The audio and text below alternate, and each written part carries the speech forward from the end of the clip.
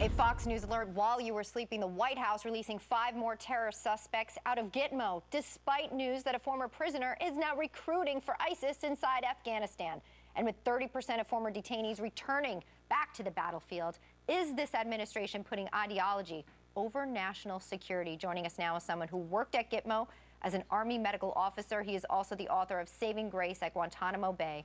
Major Montgomery Granger. Thank you, Major, for your service first and for joining us today. We wake up this morning hearing that 5 more detainees from Yemen are released this morning in the wake of what's happening in Paris, what we're seeing now in terms of cells. How uncomfortable is it for you? You were there to know that these guys right here are now out. It's very uncomfortable. I think every American needs to ask themselves this question. Do you feel safer with detainees in or out of Gitmo? And if the answer is in, then you need to cry it from the tallest mountaintop. You need to call your representatives and your senators and get them to pass a bill that's in Congress right now to stop the release of detainees. I think we need to remember also that the president declared the war on terror over unilaterally in 2013. And that set a dangerous precedent.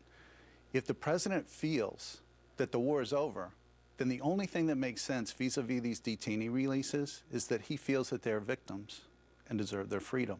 And nothing could be further from the truth.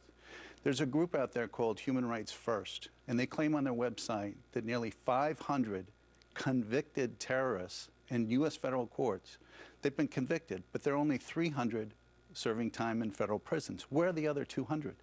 Where are they? Could be alive and well living in Paris, Dearborn, Michigan, your neighborhood. 630 plus detainees have been released from Gitmo, and not one has been executed, beheaded, hacked to death, or blown up, or dragged naked and dead through the streets, like our enemies have done to us. Gitmo is absolutely the finest military detention facility on earth, and the Islamist equivalent is a pile of heads.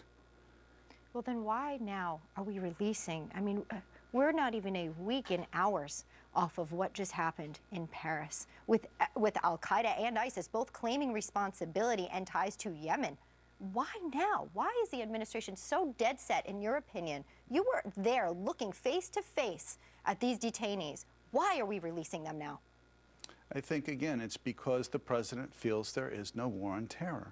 His behavior screams that. Every single day, every single time one of these detainees is released, he's telling us that they're not dangerous, which is, as we've heard before in the show, insane. Doesn't make sense. You saw them, eye to eye, face to face. Right. Are they victims? I think at the very least, they're all unlawful combatants and could have been killed on sight on the battlefield. Each one is lucky to be alive. There's not one detainee that I would let loose at this point.